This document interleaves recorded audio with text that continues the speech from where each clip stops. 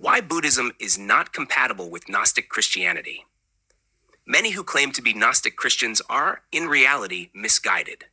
Instead of studying the Nag Hammadi scriptures, also called the Gnostic Gospels, they mix Bible verses with Eastern mysticism, such as Hinduism and Buddhism. This is warned against in Isaiah 2, verse 6. For you have abandoned your people, the house of Jacob, because they are filled with influences from the East, and practice divination like the Philistines, and they clasp hands with foreigners. This passage condemns the incorporation of foreign religious practices into the faith of God's people. Those who promote Buddhism alongside Gnostic Christianity are guilty of this very error. Worse yet, some even engage in idolatry by sharing images of the Buddha online, or keeping Buddha statues in their homes. This violates Exodus 23:5, which strictly forbids idolatry. There is no need to look outside Christianity for mysticism and enlightenment. The Nag Hammadi library provides profound wisdom within the Christian tradition, offering a path to true understanding and self-discovery through Christ. Gnosis, as understood in Gnostic Christianity, is about self-knowledge, coming to understand one's true nature in relation to God and the divine order. This involves recognizing the indwelling presence of the Father and the Son and striving towards spiritual maturity. In contrast, Buddhism teaches the annihilation of the self, aiming for a state where individuality and personal identity are dissolved into nothingness. These two systems are fundamentally incompatible. While Gnostic Christianity calls for awakening to the knowledge of one's divine connection, Buddhism seeks to eliminate personal identity altogether. The pursuit of gnosis leads to a deepened relationship with God and the fulfillment of Jesus' teachings, whereas the Buddhist path leads away from the recognition of the self and ultimately away from the Father. Christian mysticism offers a transformative journey that does not reject the self, but instead elevates it through divine wisdom.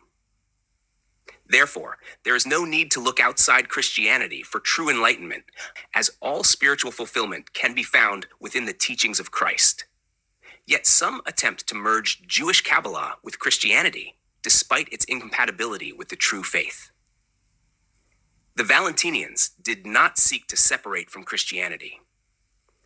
The Valentinian Gnostics never sought to separate themselves from the original church. They attended church meetings while also gathering for their own discussions. This means that Gnostic Christians today can attend any Christian denomination. However, while interfaith dialogue among Christian groups is acceptable, interfaith with non-Christian religions is not. Jesus emphasized exclusive devotion to the truth, as illustrated in saying 8 of the Gospel of Thomas. The man is like a wise fisherman who cast his net into the sea and drew it up from the sea full of small fish. Among them, the wise fisherman found a fine large fish. He threw all the small fish back into the sea and chose the large fish without difficulty. Whoever has ears to hear, let him hear. Just as the fisherman discards the lesser fish, true believers must reject false teachings and hold fast to the truth of Christ. Jesus alone reveals the truth. Jesus alone is the source of divine knowledge, as affirmed in saying 38. Many times have you desired to hear these words which I am saying to you, and you have no one else to hear them from. There will be days when you will look for me and will not find me.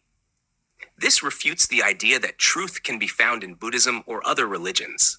Furthermore, saying 39 warns against religious leaders who distort true knowledge. The Pharisees and the scholars have taken the keys of knowledge and have hidden them. They have not entered, nor have they allowed those who want to enter to do so. As for you, be as sly as snakes and as simple as doves. Thus, Gnostic Christians must not look to outside religions for wisdom, but instead seek knowledge through Christ. Jesus also teaches that anything outside of the Father will ultimately be uprooted, as stated in saying 40. A grapevine has been planted apart from the Father. Since it is not strong, it will be pulled up by its root and will perish. Buddhism, which does not acknowledge the Father, will not endure. The clergy of non-Christian religions, like the Pharisees, offer nothing of true spiritual value, as saying 41 states, whoever has something in hand will be given more, and whoever has nothing will be deprived of even the little they have. Christ is the only path to the Father. Jesus is the cornerstone of faith, as declared in saying 66.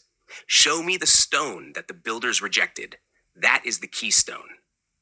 We are to worship the Father alone, as confirmed in saying 15 and saying 27 of the Gospel of Thomas. Deuteronomy 6 verse 5, 14:15 reinforces the demand for exclusive devotion. You shall love the Lord your God with all your heart and with all your soul and with all your might. You shall not follow other gods, any of the gods of the peoples who surround you, for the Lord your God in the midst of you is a jealous God. Jesus' teachings are the only way to overcome sin and lead to a higher civilization.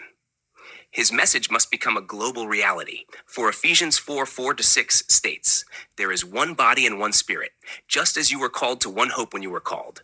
One Lord, one faith, one baptism, one God and Father of all, who is over all and through all and in all."